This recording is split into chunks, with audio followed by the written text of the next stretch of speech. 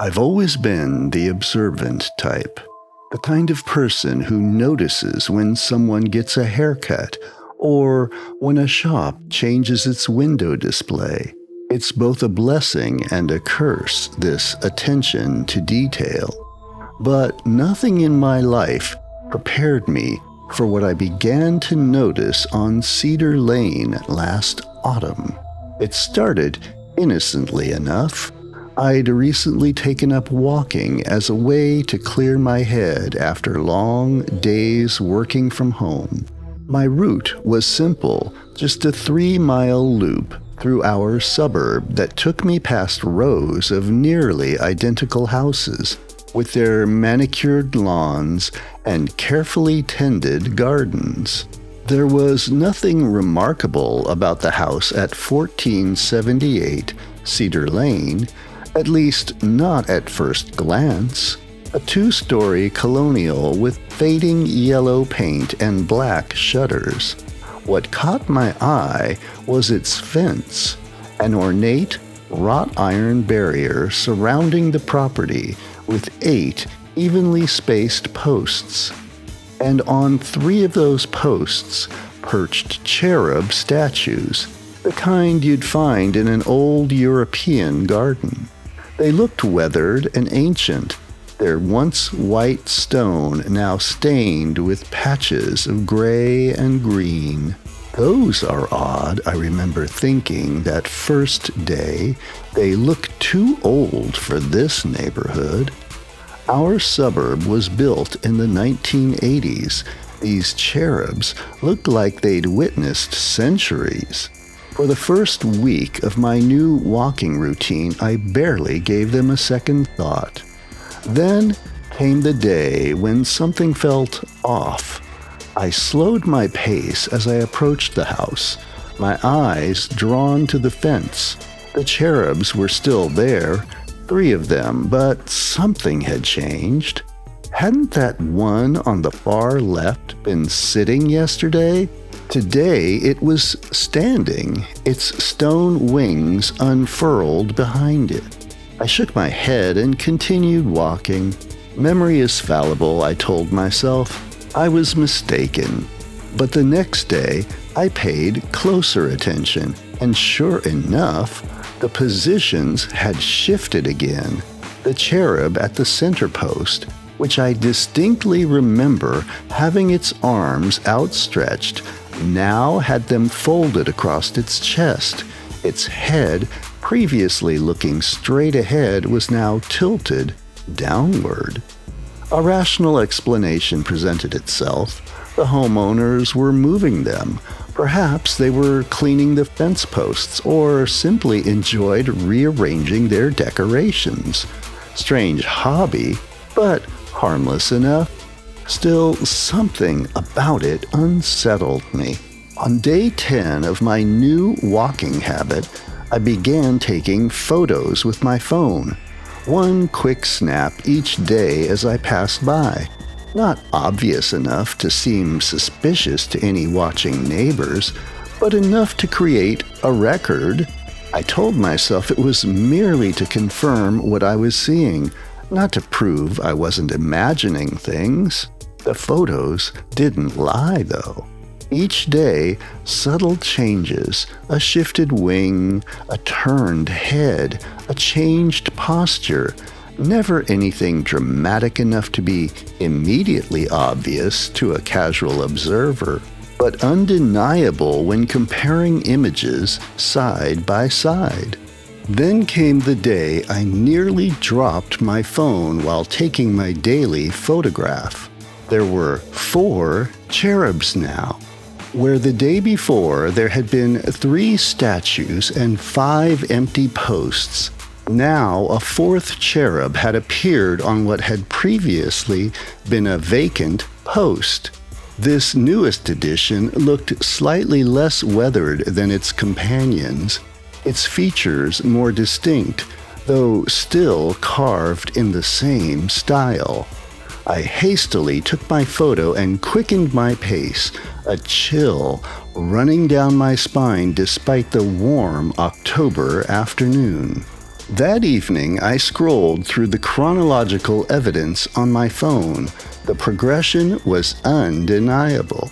And yet, what was I witnessing exactly?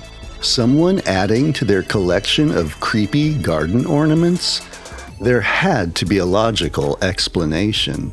A week later, a for sale sign appeared in the front yard of 1478 Cedar Lane.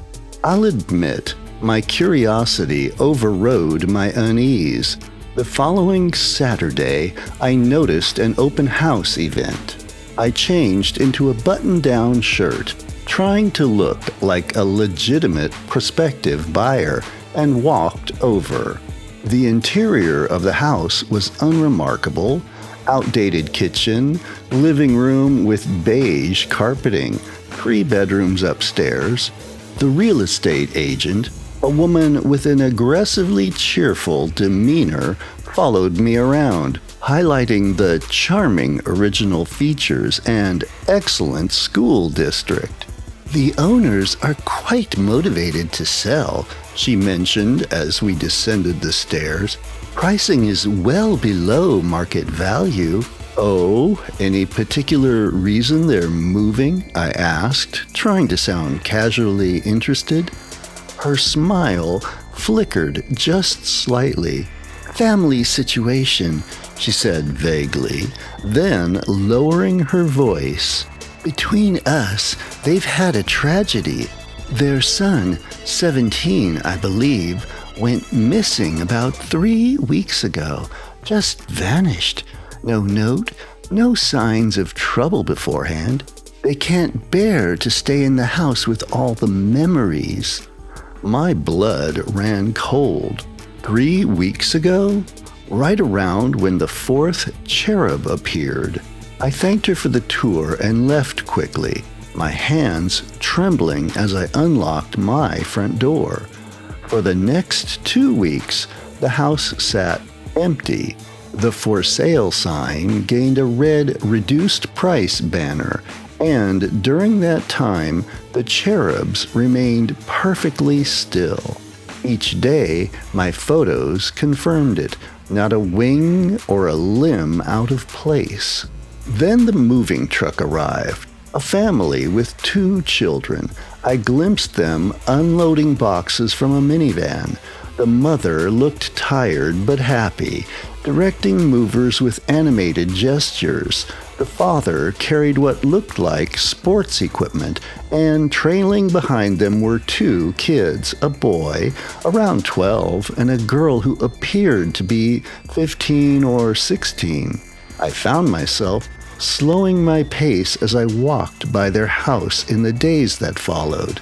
The cherubs remained static for exactly 1 week after the new family moved in. On day 8, the center cherub's head had turned, now gazing directly toward the house instead of the street. My stomach nodded as I took my daily photo and hurried past. The changes resumed their subtle pattern, a shifted arm here, a turned head there. Never anything dramatic enough to raise alarms with anyone not paying obsessive attention. But I was paying attention, and I was watching with growing horror. 1 month after the new family had moved in, I did a double take as I approached the house. 5 cherubs now adorned the fence posts. The newest addition was positioned at the far end, its stone face bearing what I could only describe as a serene smile. I began altering my walking routine to pass by the house twice daily, morning and evening. I couldn't explain why. What exactly did I think I might witness? But some compulsion drove me to monitor what was happening. Seasons changed.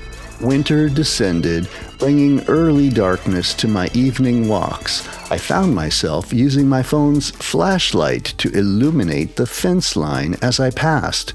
documenting the minute changes in the cherubs' positions. Then, in early February, the for sale sign reappeared. This time, I didn't wait for an open house. I marched up to the front door and knocked, heart pounding in my chest. The woman who answered had dark circles under her eyes. She held a mug of something steaming and regarded me warily. "I'm sorry to bother you," I began. "I live in the neighborhood and I noticed you're selling. You've only been here a few months." She stared at me for a long moment before speaking. "Our daughter's gone missing." I felt like the ground was shifting beneath me. "Vanished 2 months ago," she continued, her voice flat, devoid of emotion in a way that spoke of shock rather than calm. "One morning, she just wasn't in her bed. Police found nothing. No forced entry, no signs of struggle. Her phone and wallet still on her nightstand. She's just gone." My eyes involuntarily drifted to the fence line. 5 cherubs, 5 posts, still empty. "I'm sorry," I whispered. "We can't stay here," she said simply. "The memories, the not knowing." I nodded, unable to find words. As I turned to leave, I hesitated. "Those cherub statues on your fence," I said carefully, "were they here when you bought the house?" A flicker of confusion crossed her face. "Yes, strange things, aren't they? My husband wanted to remove them, but the Homeowners Association has them listed as protected historical features of the neighborhood. Can't take them down without approval, and apparently the committee only meets twice a year." She sighed. "Not that it matters now. We'll be gone before then." I walked home in a daze, my mind racing. What was happening? Was I witnessing something supernatural, a curse, some kind of terrible magic? Or was my mind creating connections that simply weren't there? That night, I spread all my photos out chronologically and studied them. The progression was undeniable. New cherubs appearing after children vanished. The subtle movements when families were in residence. The stillness when the house stood empty. I began researching the history of the house, spending hours at the local library, combing through old newspapers and municipal records. 1478 Cedar Lane had been built in 1986, like most of the homes in the subdivision, but the fence, that ornate wrought iron fence with its distinctive posts, predated the house by over a century. According to a small article in the Historical Society newsletter, the fence had been salvaged from a demolished estate that once occupied the entire area where our suburb now stood. A place called Whitmore Manor, owned by a wealthy family with rumors of occult interests. The cherubs weren't mentioned specifically, but a line in the article made my skin crawl. Elements of the original estate were incorporated into several properties in the Cedar Lane development, preserving a connection to the area's peculiar history. As winter melted into spring, the house sat empty once again. The cherubs remained motionless on their posts. I continued my twice daily walks, continued taking photos, continued watching. After 3 months vacant, a new family moved in. A couple in their 30s, no children. For weeks, the cherubs didn't move. My photos confirmed it. Perfect stillness. I began to wonder if perhaps my theory was wrong. Maybe it was just about the presence of children in the house. Maybe it was just about the presence of children in the house. Maybe nothing would happen to this childless couple. Then one day, the woman answered the door when a delivery person rang the bell as I walked by. Her belly was swollen with pregnancy, perhaps 6 or 7 months along. I nearly tripped over my own feet as I passed by, taking my daily photo with trembling hands. That night, I couldn't sleep. What should I do? Go to the police? With what evidence? Officer, I think statues are eating children. I'd be laughed out of the station or, worse, referred for psychiatric evaluation. Write an anonymous letter to the new homeowners? Warning, your unborn child is in danger from your garden ornaments? They'd dismiss it as a cruel prank.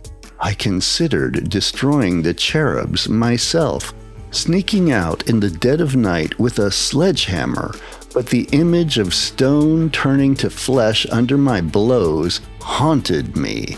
What if they weren't just statues anymore? What if they were somehow the missing children, transformed or trapped? Every option seemed impossible, yet doing nothing seemed unforgivable. As spring turned to summer, I watched the pregnant woman's belly grow larger as she tended to flowers in the front garden.